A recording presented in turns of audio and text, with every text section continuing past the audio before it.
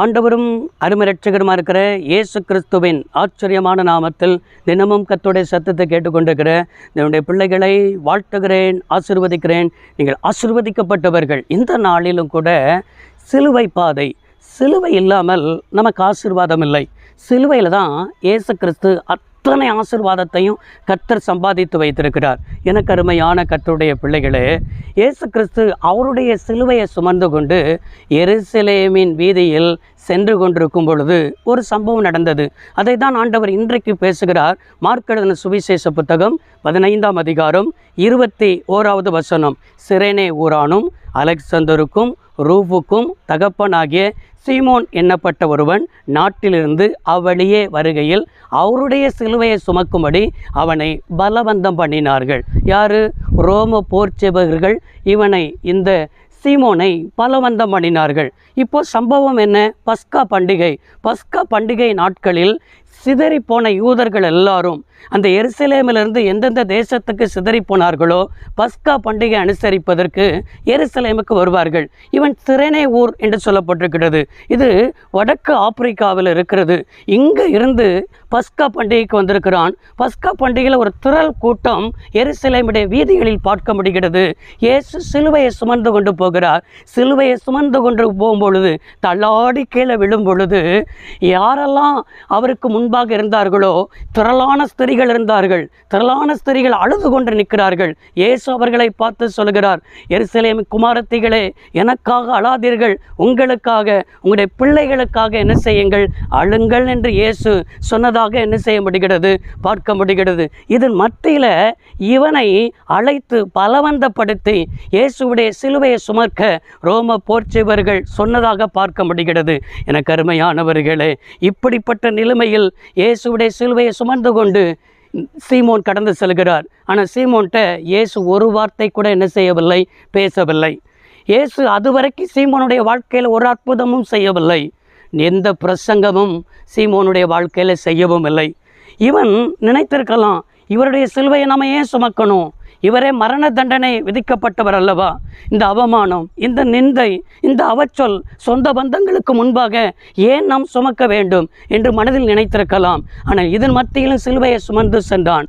எப்பொழுது சிலுவையை சுமந்தானோ அவனுடைய வாழ்க்கையில் மாற்றம் வந்தது. சிலுவையை சுமந்தானோ அவனுக்குள்ள ரட்சிப்பு வந்தது. இந்த ரட்சிப்பை பெற்றுக்கொண்டு சிரேனே ஊருக்கு கடந்து சென்று தன் மனைவிக்கு சுவிசேஷத்தை சொன்னான்.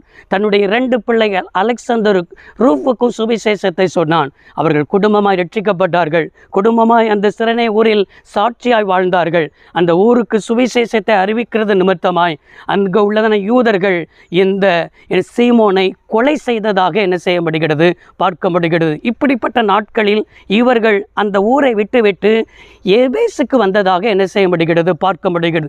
எபேசில் பவுலுடைய ஊழிய நாட்களில் இந்த அலெக்சந்தரை குறித்து அப்போஸ்தலர் நடவடிக்கையின் புஸ்தகம் 19ஆம் அதிகாரம் 33வது வசனத்தில் பார்க்கிறோம்.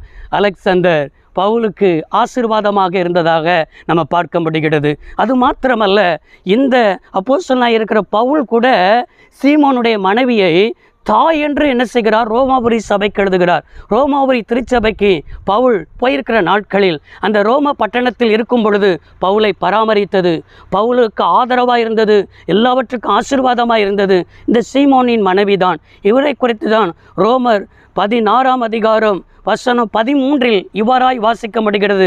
கர்த்தருக்குள் தெரிந்து கொள்ளப்பட்ட ரூஃபையும் எனக்கும் தாயாகிய அவனுடைய தாயையும் வாழ்த்துங்கள் என்று சொல்லி அந்த சபைக்கு வாழ்த்துதல் செய்தி சொல்லும் பொழுது எழுதப்பட்டிருக்கிறதை நாம் வாசிக்க முடிகிறது. பாருங்க, இயேசுடைய சிலுவையை பலவந்தமாய் சுமந்தவன், அது மாத்திரமல்ல, இந்த சிலுவை ஏன் சுமக்கணும், இந்த நிந்தையை ஏன் அவமதிக்கணும், இந்த பாடுகளை ஏன் படணும்னு சொல்லி நினைத்தவன் கூட சிலுவையை சுமந்தான்.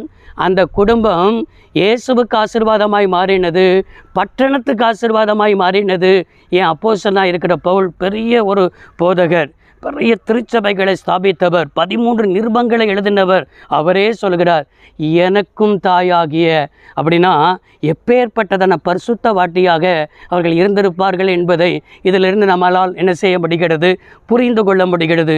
இயேசுவின் சிலுவையை சுமக்கிற பாக்கியம் அவனுக்கு கிடைத்தது. இன்றைக்கும் இயேசு நம்மளை பார்த்து என்ன சொல்கிறார் தெரியுமா? ஒருவன் என்னை பின்பற்றி வர விரும்பினால் அவன் தன்னைத்தானே வெறுத்து அனுதினமும் என் சிலுவை எடுத்துக்கொண்டு என்னை பின்பற்ற கடவன் என்று இயேசு சொல்லியிருக்கிறார். அவருடைய சிலுவை என்பது என்ன? பாடு, அவருக்காக என்ன செய்ய அவமானம், அவருக்காக நிந்தை, அவச்சொல் எல்லாவற்றையும் சகித்து அவரை மற்றவர்களுக்கு காண்பிக்க வேண்டும். இதை தான் தேவன் எதிர்பார்க்கிறார். இதுதான் உங்களிடத்தில் எதிர்பார்க்கிறார். எனவே அந்த சிலுவையின் பாதையில் நீங்கள் வர ஆயத்தமாக இருக்கிறீர்களா? உங்களை சிலுவைக்கு நிழலில் கொண்டு வாருங்கள், குடும்பத்தை சிலுவை நிழலில் கொண்டு வாருங்கள், எல்லாவற்றையும் கொண்டு வாருங்கள்.